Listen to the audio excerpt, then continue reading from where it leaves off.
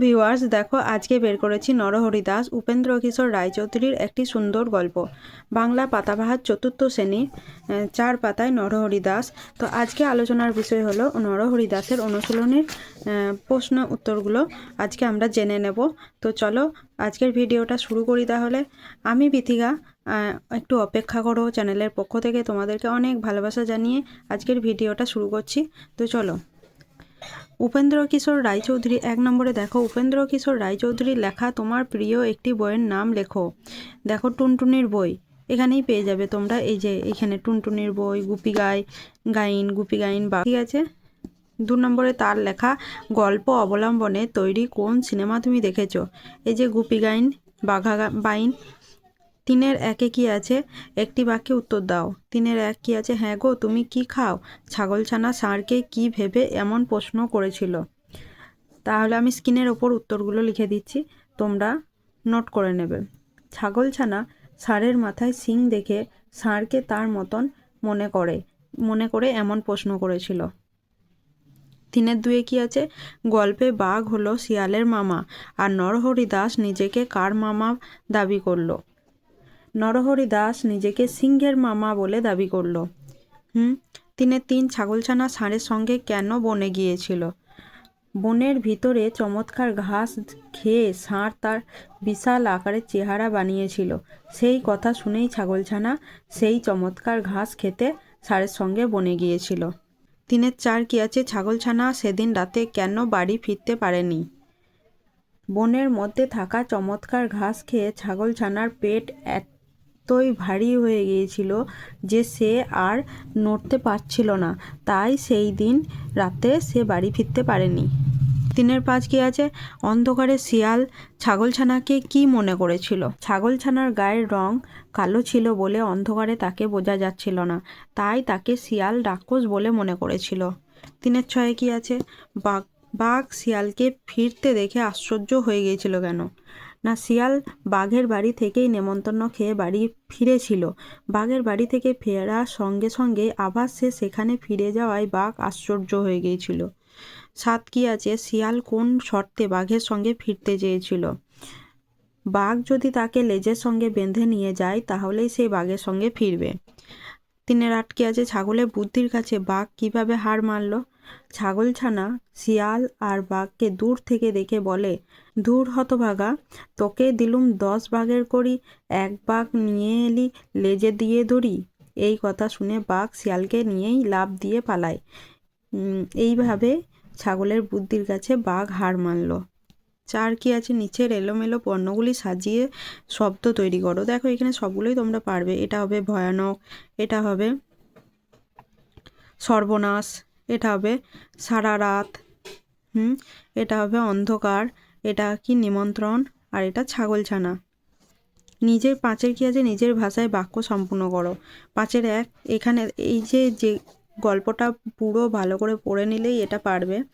বাক্য সম্পূর্ণ মানে যেখানে ফুল স্টপ আছে সেখান অবধি লিখতে হবে। যেখানে মাঠের পাশে বন আছে, আমরা দেখো এখানে পেয়ে যাব, যেখানে মাঠের পাশে বন আছে আর বনের ধারে মস্ত পাহাড় আছে, এত দূর লিখবে না কিন্তু, যে যতটা ফুল স্টপ তত দূর লিখবে। সেইখানে একটা গর্তের ভিতর একটা ছাগলছানা থাকতো, এই থাকতো অবধি থাকবে, ঠিক আছে, থাকতো অবধি লিখতে হবে। তো 5-এর 2, সেই বনের ভিতরে কি, সেই বনের ভিতরে খুব ভালো ঘাস ছিল। 3 কি আছে, ছাগলছানাটা খুব বুদ্ধিমান ছিল। 4 বাঘ শিয়ালকে নিজের লেজের সঙ্গে বেঁধে নিয়ে চলল। 5 বাঘ ভাবে শিয়াল তাকে মিথ্যা কথা বলে নরহরি দাসের খাবার হিসাবে নিয়ে এসেছে। এবার চলো 6 নম্বরে, একই অর্থের শব্দ পাশের শব্দ ঝুড়ি থেকে খুঁজে নিয়ে পাশাপাশি লেখো। এখানে দেখো কিছু শব্দ দেওয়া আছে। বন, দেখো আমি এখানে লিখে দিয়েছি জঙ্গল। ছাগল অজ, আশ্চর্য অবাক, সাজা শাস্তি, তৃণ ঘাস।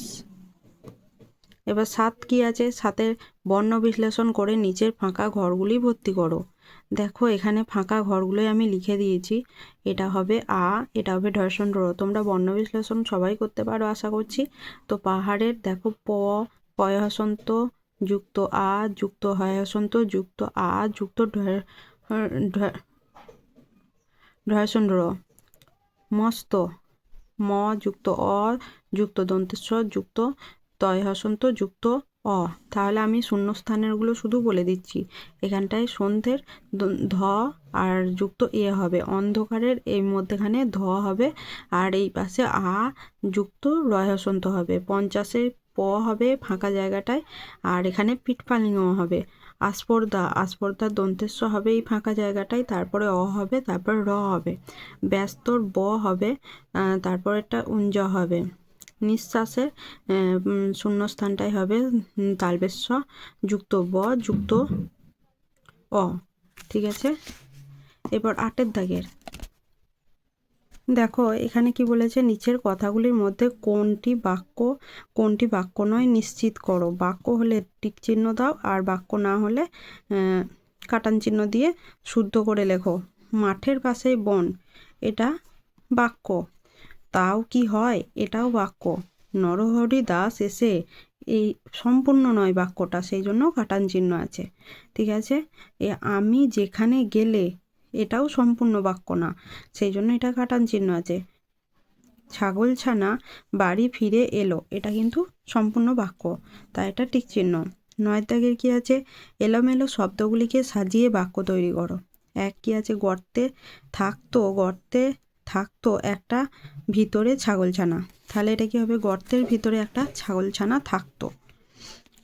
2 কড়ি বাঘের 10 দিলুম তোকে, 10 বাঘের কড়ি দিলুম। 3 কিছুতেই আর গেল রাগ সে রাগ আর কিছুতেই গেল না। 4 লাফেই 2 তুমি তাহলে পালাবে তো, তাহলে তুমি তো 2 লাফেই পালাবে। 5 সারা রাত সারা করে ছুটি এমনি করে এলো, এমনি করে সারা রাত ছুটোছুটি করে সারা হলো। ঠিক আছে, এবার চলো পরের পেজে। 10 দেখো বাক্য রচনা করো। মস্তটা কি হবে, হাতি একটি মস্ত প্রাণী। তারপরে জন্তু, বন জঙ্গলের জন্তু জানোয়ার থাকে। চমৎকার কি হবে, রাহুলের ছোট ভাইয়ের কথাগুলো চমৎকার। বুদ্ধিমান কি হবে, মানুষ হলো বুদ্ধিমান প্রাণী। নিমন্ত্রণ, মামার বাড়ি থেকে আজকে আমাদের সবাইকে পুজো উপলক্ষে নিমন্ত্রণ করে গেছে। এরপর 11 দেখে এলোমেলো ঘটনাগুলি সাজিয়ে লেখো। মানে বইয়ে দেওয়া আছে, বইয়ের গল্পটা বলছি, ভালো করে পড়তে হবে। গল্পটা পড়ে নিলেই তোমরা বুঝতে পারবে কোন লাইনটা সবার প্রথমে আছে।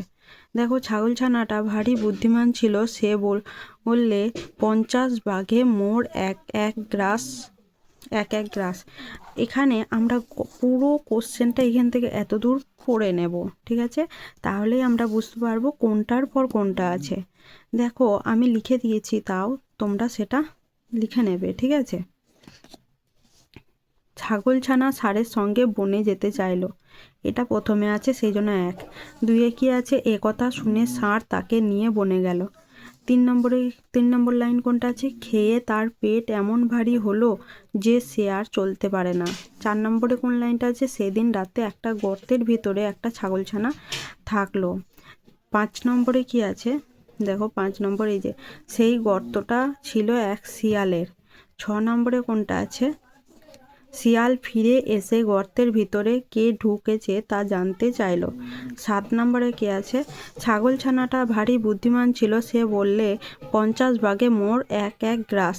8 নম্বরে কোনটা আছে, দেখো শিয়াল গেল বাঘের কাছে নালিশ জানাতে। 9 নম্বরে কোনটা আছে, শিয়াল বাঘের সঙ্গেও সেই গর্তের কাছে যেতে ভয় পাচ্ছিল।